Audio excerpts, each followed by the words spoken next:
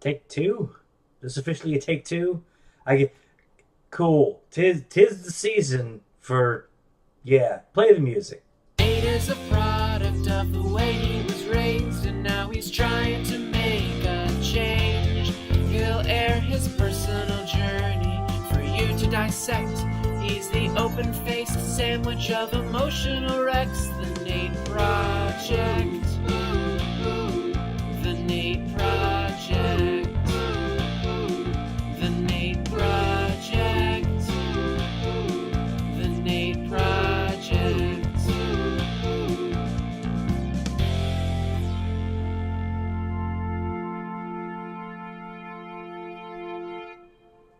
Yeah. I'm a little scowly now because I guess the recording setup here decided to take just it decided the last hour that I had recorded just not good enough. No, do it again. Do it again. Look, I don't mind doing it week to week. I really don't. In fact, I enjoy it. It's almost a therapy session. But when you put it out there and you feel like I've accomplished something, I've done something okay here. This is all right. And then just the nature and fate is like, nah, suck it, nerd, get out of here, and just decides, no, you're done, and throws it all away into the ether, and then your camera won't focus. I That's disheartening to say the least. Hmm, that's cool. Let me. This is an opportunity. I get to refine the thoughts. I get to go back on what I was thinking, what I was saying, what I was doing. Get a little less rambling, maybe in some cases a little more rambling, and get to really delve into what is tearing me apart. Tearing me apart. It's the holiday season. We say holidays because we're not supposed to offend or support or condone. I guess I don't know in case we offend somebody. I don't really care anymore. It's beautiful. I used to care. I don't care anymore. If I offend you, it's not something I set out to do. If you're offended, that's probably on you. I'm not going to go out of my way to. I'm not going to purposely offend you. I'm not going to look at what you're sensitive about and go, there's a point to attack on. There's something we should seize on and really just hammer home. No, no, no, no, no. But we're oversensitive with offending people that we don't properly convey the thought. It's mostly Christmas time, and it doesn't mean exactly what it used to mean. I guess very few religious overtones anymore. It almost feels odd and weird when you do see the religious overtones. I'm the kid's been obsessed on when we gather around for like family TV time. Not that we watch a whole lot of TV, but he's digging this something called oh god, what the hell is it called? Holiday Light Fight. And they basically take four families from around the country and go there and they look at the lights and they judge it on some terrible criteria. And everybody's got a weird sob story about how, oh, Auntie so and so died and this was her thing and we do it in her memory. Mm. But you see that and they're all. This is the thing. A holiday light display, they're usually mismatched and crazy. There's a whole bunch of Christmas stuff, and then there usually be a little bit of America stuff, which okay, cool. I don't know if holiday decorative lights is a uniquely American thing. I can't imagine it is. Gaudy over the top ones, that not even holiday, gaudy and over the top. That is uniquely American, and we're very good at it. But the displays will be very Christmas, very a little bit of America, and then every once in a while you'll get thrown in there just that little bit of Jesus is the reason for the season. And it's like, and that's so weird that that's almost the jarring point at this point. We're so conditioned to not offend and not mention and not condone one over the other that we're not supposed to acknowledge all things equally. We're never supposed to endorse one over another, even though this isn't this Hanukkah time's Hanukkah time, Kwanzaa time's Kwanzaa time, Ramadan is a month. This is Christmas time. Celebrate those things. Give them the value that they deserve. If that's your thing, man, live it up. Have your 8 crazy nights. But this is mostly Christmas time. But we've been conditioned to not acknowledge Christmas time and just call it holiday time. Now, even if you're just celebrating Christmas, you got people in your life that don't celebrate Christmas. Saying, Merry Christmas to them isn't the most offensive thing in the world. How dare you assume that I know what Christmas is? Now, you've heard of it. It's everywhere. It's been here since mid-November, if we're lucky. You've heard the music. You can't escape it. It's everywhere.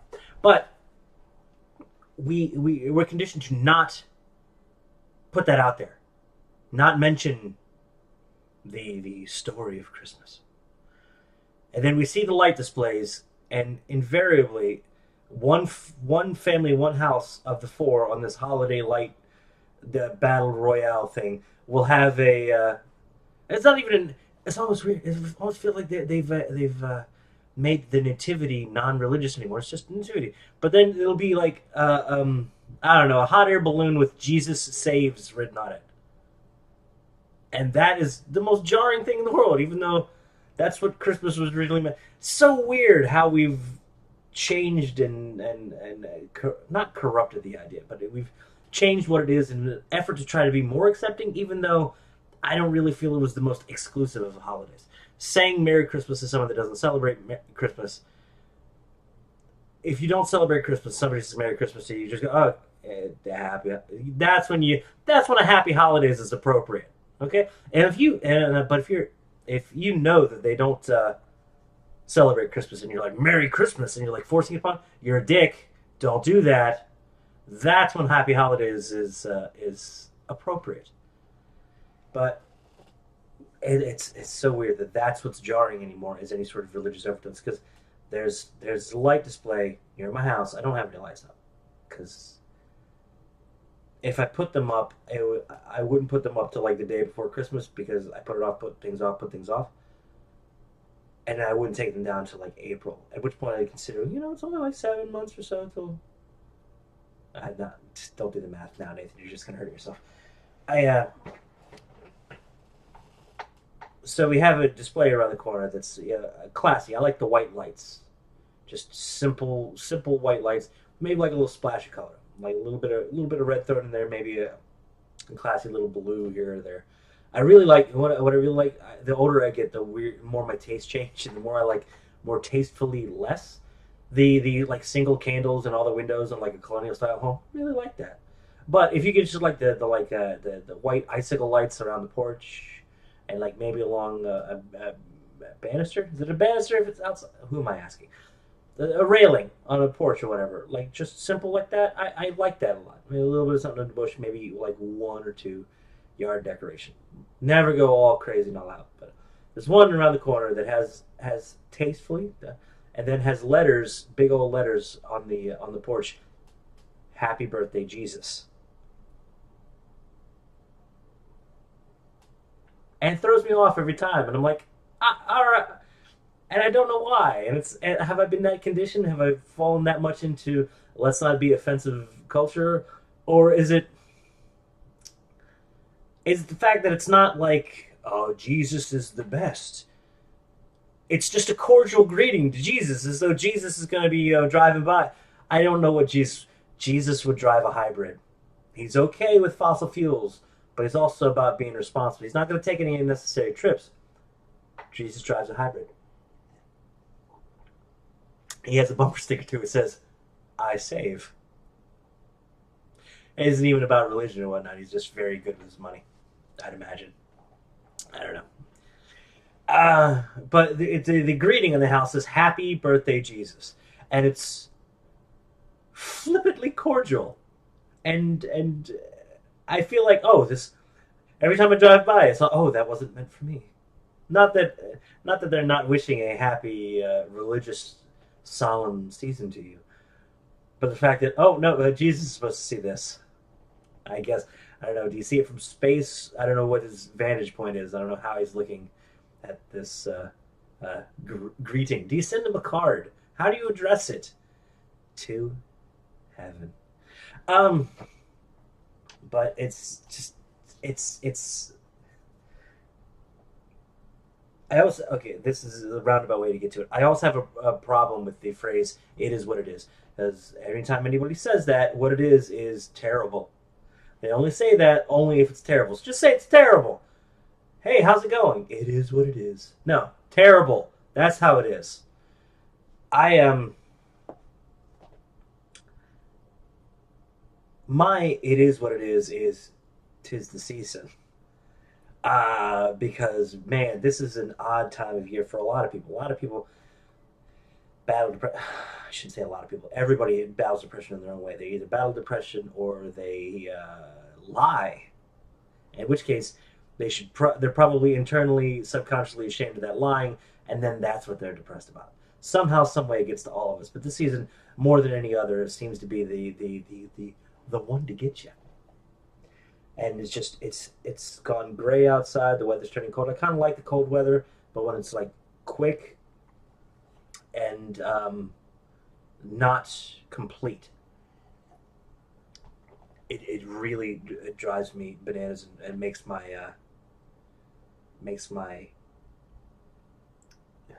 I don't want to say depression. I don't want to. It's almost like I don't want to acknowledge depression, as if I don't say it. Much like my credit card debt. If I don't acknowledge it, it's not there, right? I am. We live in we. I live in a weird area of the country where weather doesn't get cold. I'm not going to get to 20 degrees. It's not going to snow, and the snow's not going to stay forever and ever and ever. I also don't live in a super warm area where it's going to be, 60 plus degrees. Oh, it's going to get chilly tonight. Going to get down to the 50s.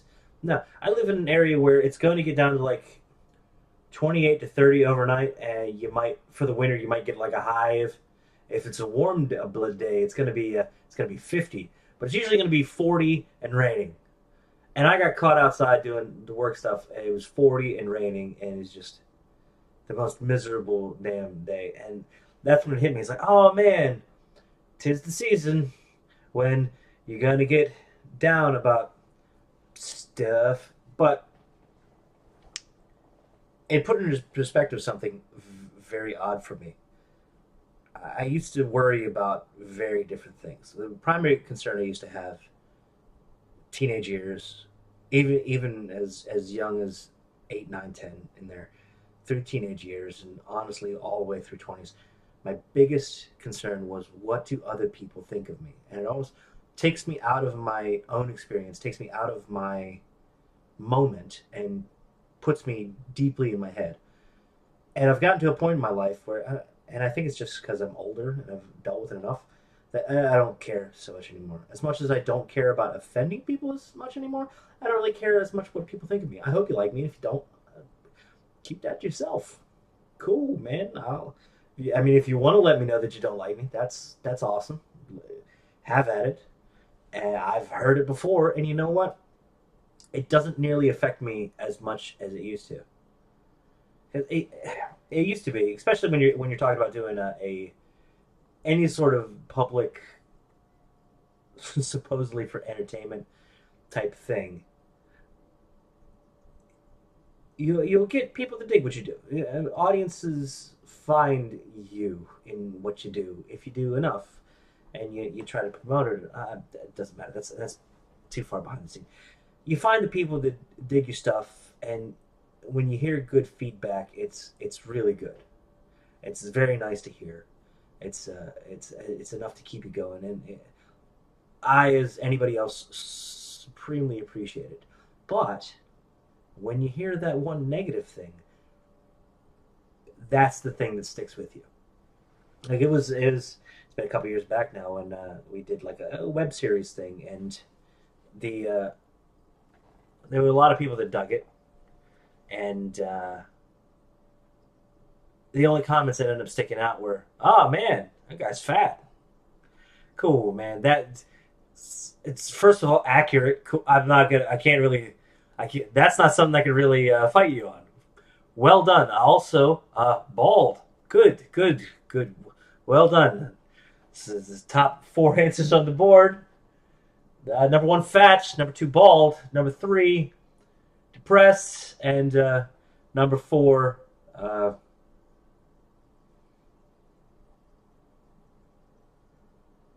really? Are those the 3 descriptors for me? Fat, bald, and depressed? I'm sure there's another one for me. Uh, um, It doesn't matter. Those negative ones are the ones that stick out to you. And it's I've gotten to a point now where if I get negative feedback on something I do, I don't care, and it's great. It's a very liberating thing, but it puts into perspective the fact that I don't think about the things that I used to think about, not in the same way anyway, and it's changed what I value, and maybe that's having a kid, maybe that's being married for a while, maybe that's getting older, but there's things that I used to worry about as a kid that as a younger person that I do not even care about anymore. I don't devote any time to really anybody that doesn't like me. That's cool. But the things that I do worry about, there's still going to be stuff there, and they're still going to feed into the depression. They're still going to really feed into seasonal depression because I found for the first time in my life that I'm really, not that I haven't worried about money before, but this is the first time that I've really felt so far behind that I don't know if I can catch up, and I don't know what happens if I don't. And that's fine. Everybody's been there. Everybody has a time when they're more than broke. But I've realized that that has become kind of my biggest fear. I'm more afraid of failing financially than I am of dying at this point. Like there's been thoughts of, you know what, if I perished and it was able to be a financial boon or wipe away some sort of debt for family and others, that wouldn't be so bad. That's an alternative at this point. It's like, how the hell does that become even an option? You know, when did that? When did self-preservation become less important than just being financially secure? It should never be a thing. That seems like a remarkably unhealthy position to have. Doesn't mean it doesn't happen, but that's where I'm at, and especially this time of year. And I've realized that I'd rather be dead than broke. And maybe it's a freeing thing. Maybe that frees you to take a few more risks. Take you to be a little more flippant with what you've held dear for so long in order to succeed a little better. But the fact that that is a more of a concern, because that used to be one of my things, being raised Catholic. Happy birthday, Jesus! I really had a strong value on life, really appreciate life, and that was the biggest thing was, oh God, this is gonna go bad, and I'm gonna go to hell, and rough thing to put in a kid's head. And I feel that's really not a child abuse type thing, but man, I don't want that to be in my kid's head, that you're always being watched, so to watch it, mister, or someone's gonna. But the death, and then the idea of non-existence got to me for a while, and that was a big concern, especially through. I did not have a psychotic break, but if you ever watch the news, and this is living with somebody that's got experience in psychology, like practical experience with schizophrenics and whatnot. Literally, this isn't like he's schizo. No, diagnosed for real. It's been pointed out to me, and it's been proven over and over again. You watch the news, you see somebody that's going crazy, check the age. It's going to be somewhere between 22 and 27, because that's where the psychotic break happens. Usually, you can usually pinpoint it to about 25. And I remember being that age, and being what I would worry about would be non-existence, death, and the opinions of others about me, and the idea of being forgotten once deceased, the idea of non-existence for all existence. Those were my chief concerns, and I've gotten to the point now, and I really think it might have to do with being, mid late 30s and having a kid. My primary concern at this point is being able to financially provide. So I'm not as scared of death anymore. So that got me thinking: am I as concerned about it as I was, but I'm just more concerned now about this, or has it changed? And it's changed. the idea of death, the idea of non-existence, isn't as terrifying to me anymore. Now that I've lived a little, now that I've got some more living to do, and scares the ever that ends up scaring the ever living ass out of me. Because the fact that the older I get, the more comfortable I become with the idea of non-existence. The more comfortable I become with the idea of death. And then you see like old people, oh, it's my time. It's time to let me go.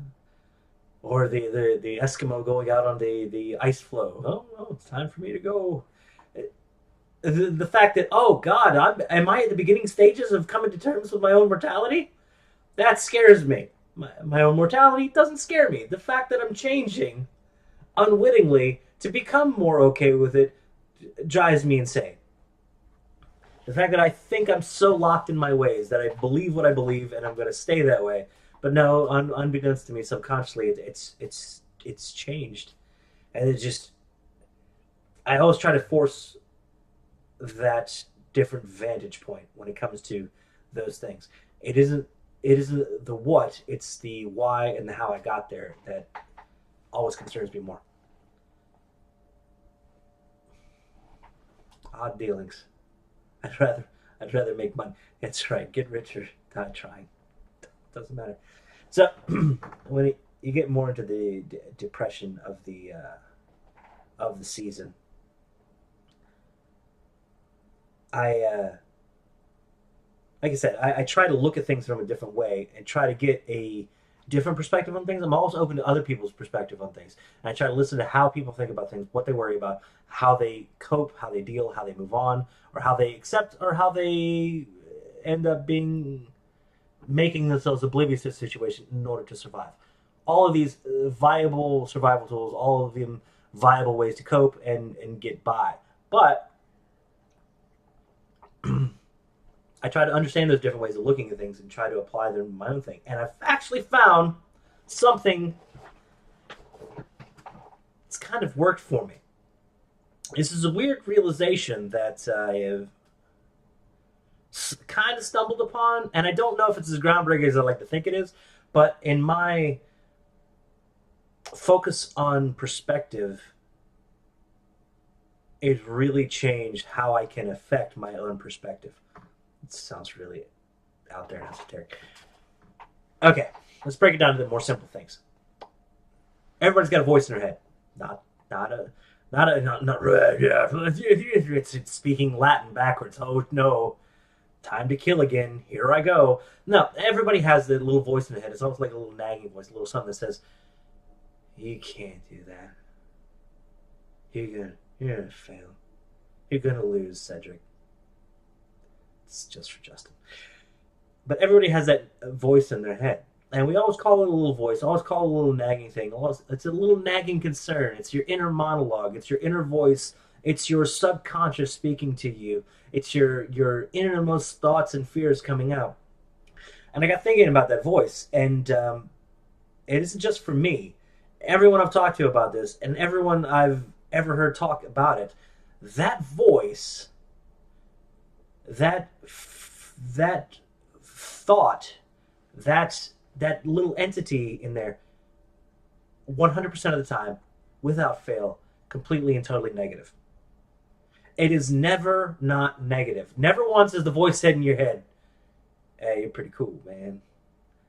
If it does, that's amazing. You've already made the transition. This is what I'm talking. This is the little, as best I can come up with a self-help thing. As best I can come up with something that's going to make a change. If not for you, for me. This is my therapy. If you get something out of it, fantastic. But I feel like I've definitely found something, and this is great. The voice is always going to be negative. It's always going to tell you what you can't do. It's always going to tell you what you're going to do wrong, what you're doing wrong, what you're going to do wrong, how you're going to fail, what you're incapable of doing, or even at its most benevolent, it's going to distract you and it's going to take you off task. It's going to make you forget the things you're supposed to be on top of. It's going to distract and dissuade you. It's going to de-emphasize the things that really are important in your life. And it's always a negative thing.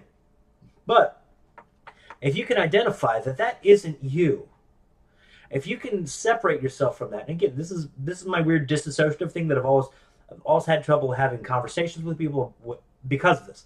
I'm very dissociative. I'm never in the moment. I have a very hard time being in the moment, and this helped me in this situation. I'm able to recognize that voice as what it is. It's a negative thought. It isn't a person. It isn't a valid entity.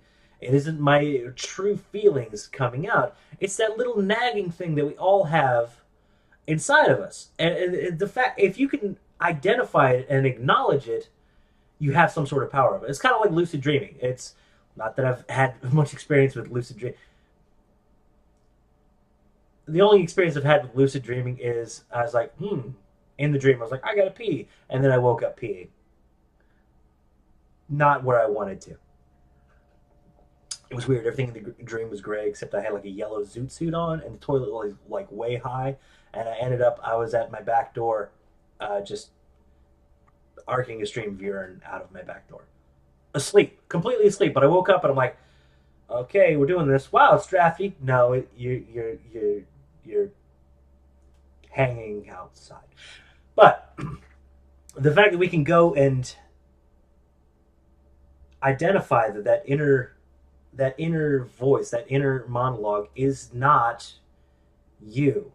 You have to want to succeed. You have to be positive. And the vast majority of people really can be positive.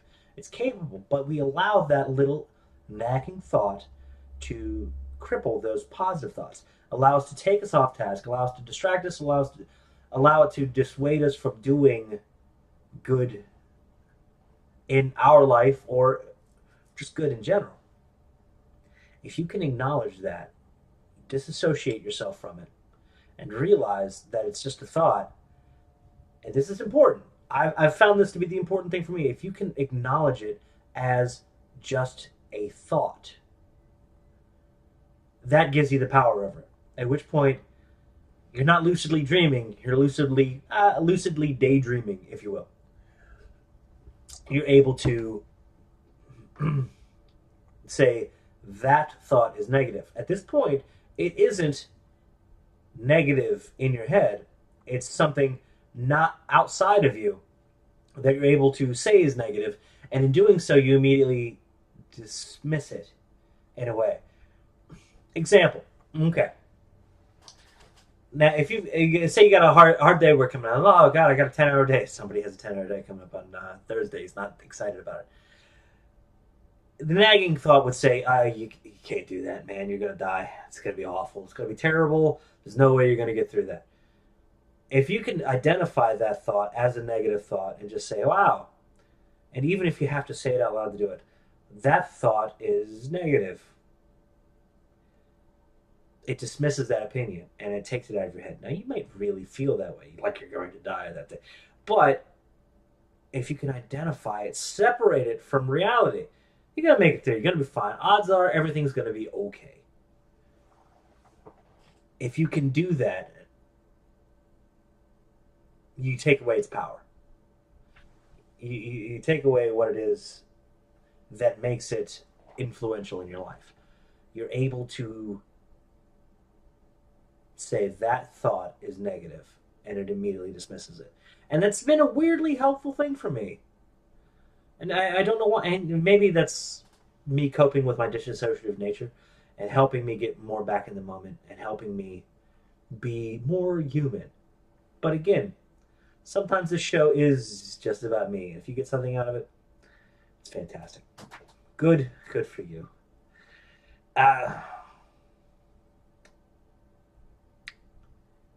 This is odd. You get to decide how to pronounce the name. Look, if you have a weird name and you want it said in a specific way, you get that right? Like there's a singer back in 80s, 90s, I don't know, I don't care. Sade. Her name was it's Sade. If I read that, I say Sade or Sadi, or I'll give you that, but no, it was pronounced Sade. I don't think there was any accents or anything over it. It doesn't matter. Doesn't matter. You're making up how that's pronounced, right? if you have an oddly named road, do you get to decide how that's pronounced? Like, if it's a common word, you screwed. Okay, if you live on big one around Independence Boulevard, it's not Independence. No, it's Independence. You know what it is. But I had a road in my neighborhood growing up, and I remember having this argument with a kid that lived on it. He lived kind of near. It's one of those weird. It was like it's like a like a traffic triangle thing. So his address was technically on the road, but I don't really think he lived on the road. But he felt he had claim to it. His mailing address was on that road, so I guess he's got the power of the U.S. Postal Service behind him. Good for him. He lived on that road. So the argument was, how do you pronounce the name of this road?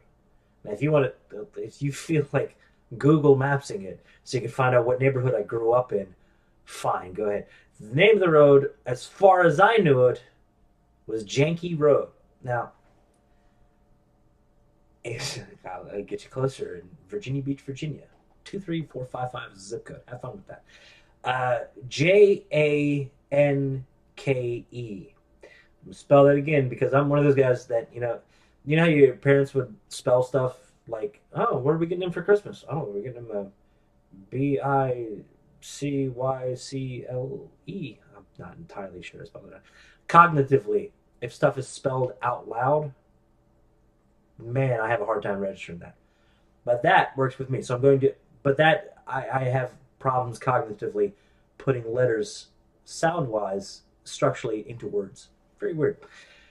So I'll spell it again. 5 letters. Janke. And I grew up, and everybody I knew, and everybody that I knew of that knew that road in the neighborhood pronounced it Janky Road. Janky. Janke. Janky Road.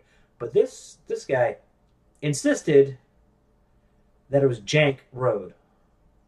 That the E was like silent, or like is like an end of word E, but didn't make it a long vowel sound because he had the A and the K in there. But he pronounced it Jank Road. Now, what road do you live on? Jank Road. Where the hell's Jank Road?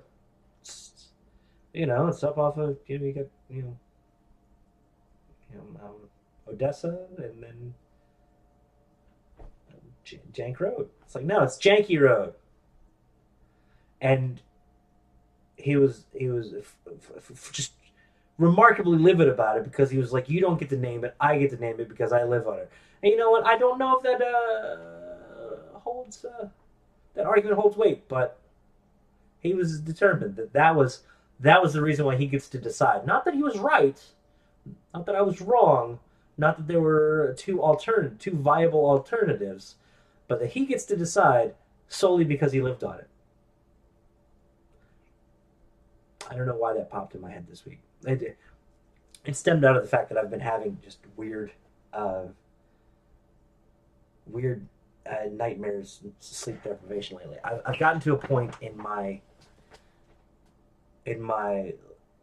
life where I thought the older you get, the more you're supposed to need to sleep. I know as kids you're supposed to sleep a lot. My kid sleeps a lot. It's great.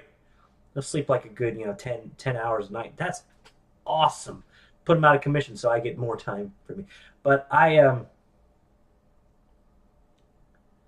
thought as I was going to get older, I'd want to sleep more, and it would get to 10 o'clock, and I'd want to go to bed and get up at 6 and get a solid 8 hours sleep. But I feel like, and this has gotten especially bad the last few years, where I got down to where I was like, okay, as long as I get 4 hours of sleep, I'm good. And if I get 4 hours of sleep, I'm good. But I've gotten to the point where I'm getting 3 to 3.5 hours a night, and it's affecting me in very odd ways. I'm not having lucid dreams, but I'm having more memorable dreams, and they're nightmares, but they're really garbage. Like people have nightmares like, oh, somebody broke in to try to murder me, and I had to escape. My nightmares have been, I had one where somebody touched me. And it wasn't even bad. It was like I just remember in the dream somebody was insistent on touching my neck, not to choke me to death, but they wanted to touch my neck.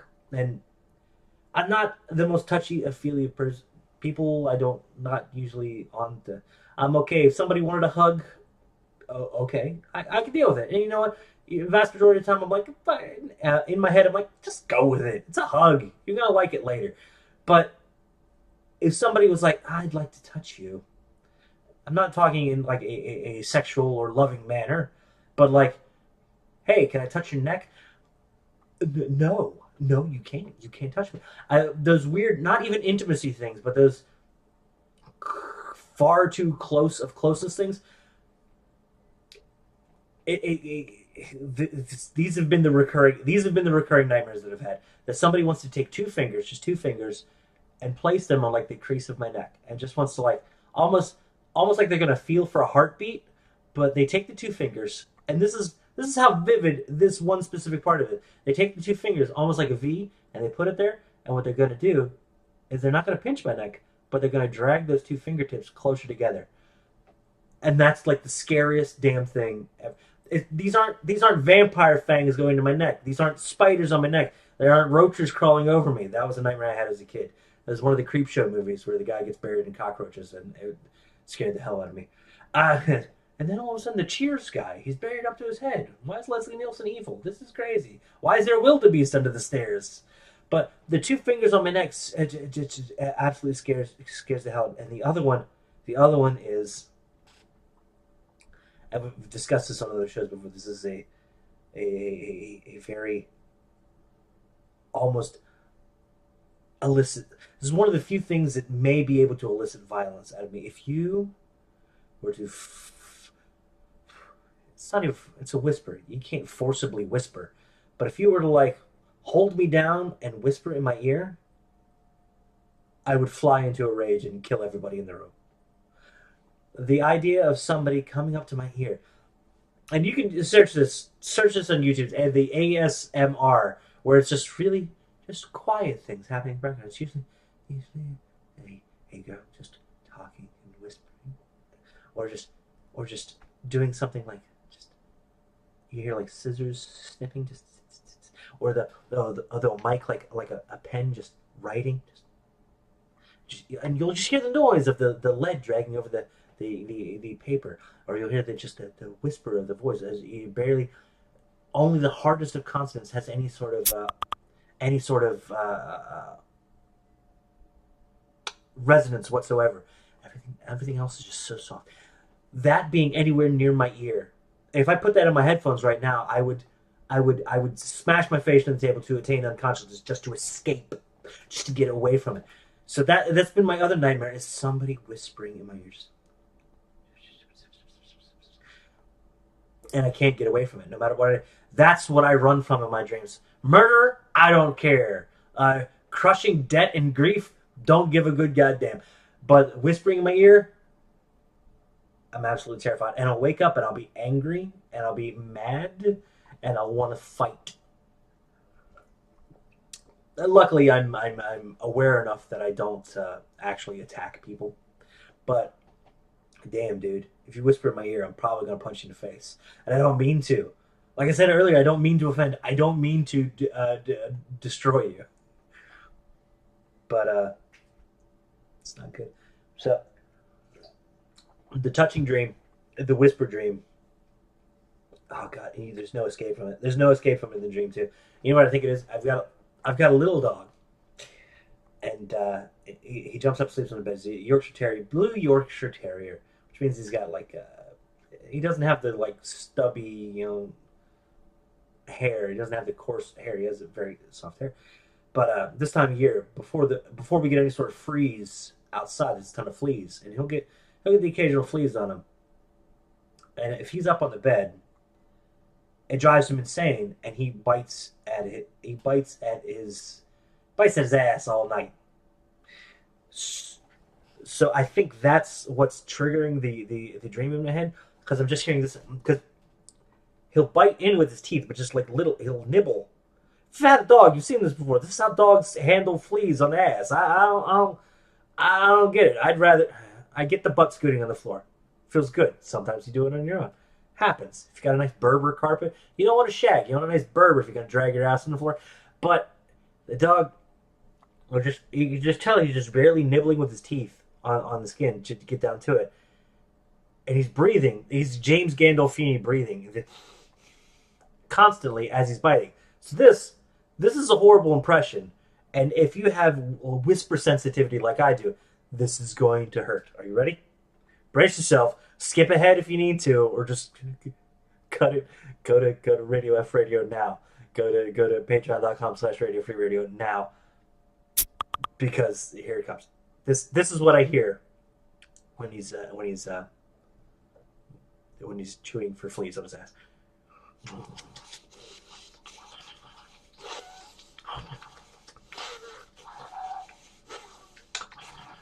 A constant chewing, a constant biting, but also a breathing in and out, a breathing in and out, a breathing in and out of it through his nose.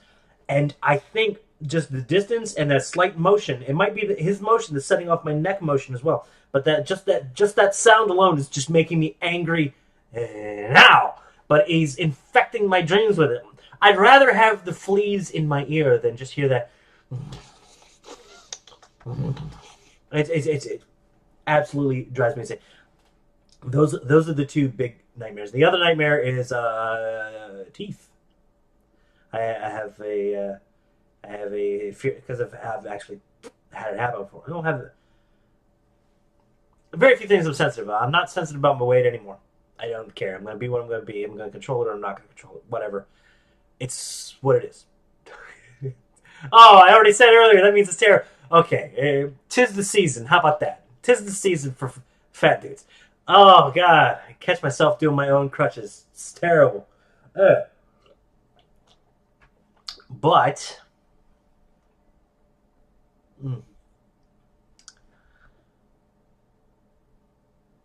one thing I am crazy sensitive about is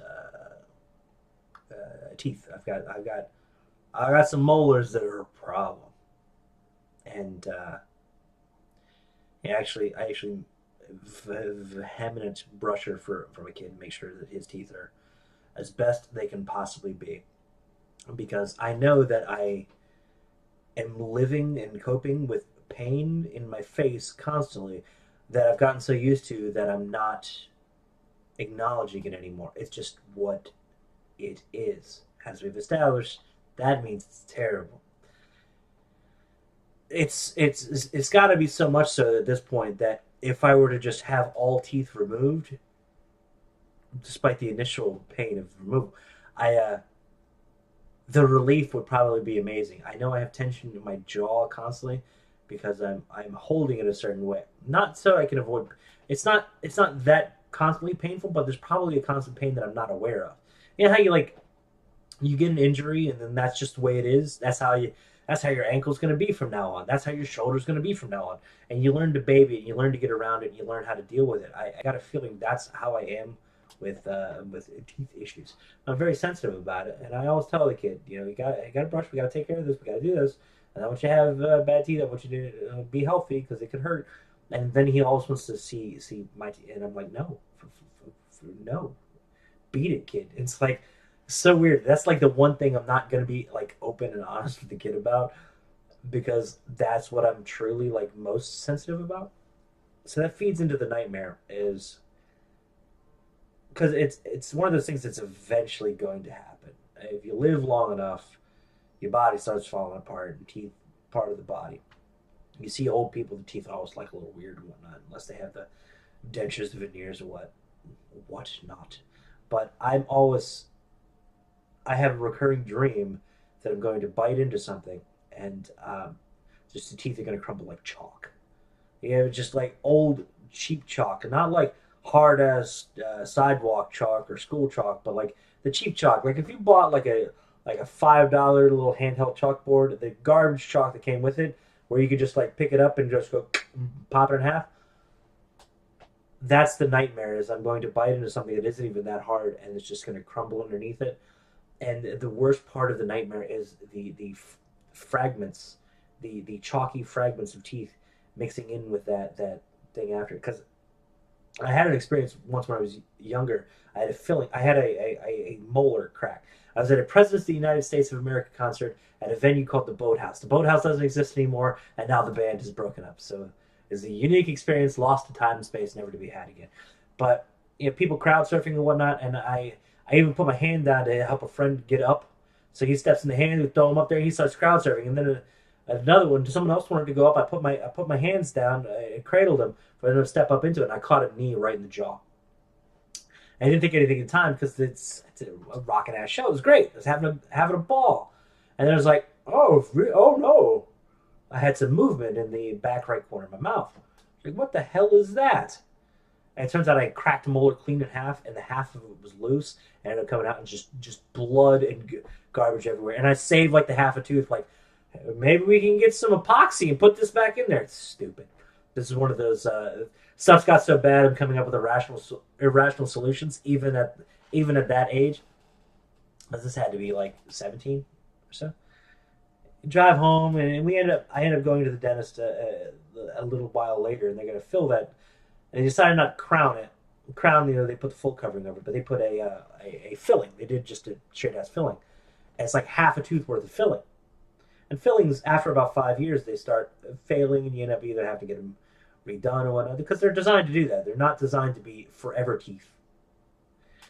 But I remember being in a parking garage, an ODU park, an Old Dominion University parking garage, and with the then at the time girlfriend, and she has Mentos, and I take a Mento and I put it in my mouth. And at this point, love candy, still like candy, but this is when I was like, oh, candy's bad for you.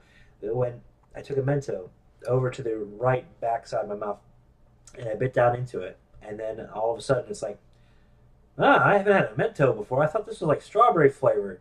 This tastes like concrete. Not that I know what concrete tastes like, but it tasted weirdly like some sort of bonding agent, and like I had some sort of epoxy and or concrete in my mouth. And I just chewed, and it took like 3 chews before I realized something's horribly wrong here. This isn't candy shell at this point. And then it's like, oh, the exposed nerve kind of let me know that it was that was the filling. That was half a tooth into a Mento, crumbled up and chewed and broken, and it was all kinds of horror show. All kinds of horror show.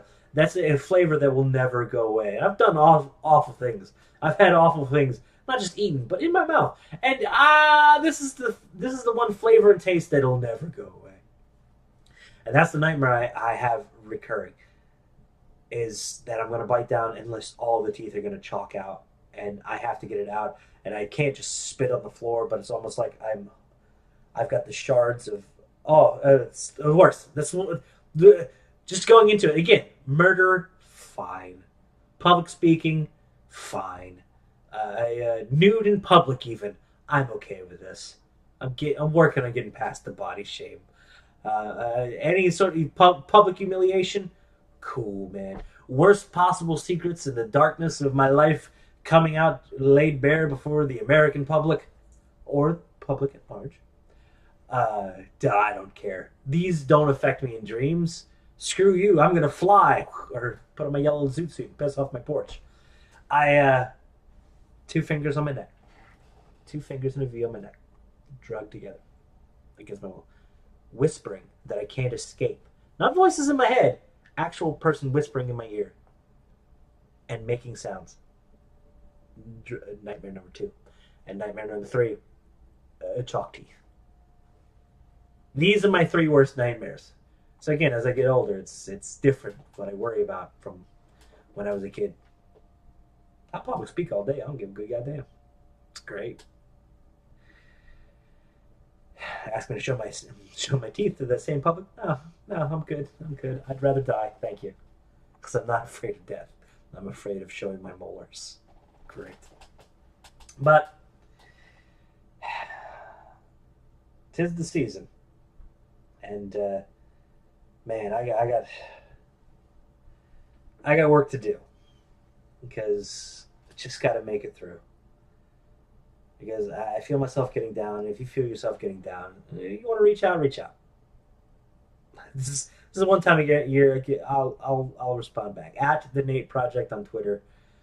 If you just need somebody to wave back, because it might be all you get. Because I don't know how to hold a conversation. I don't know how to communicate effectively with people.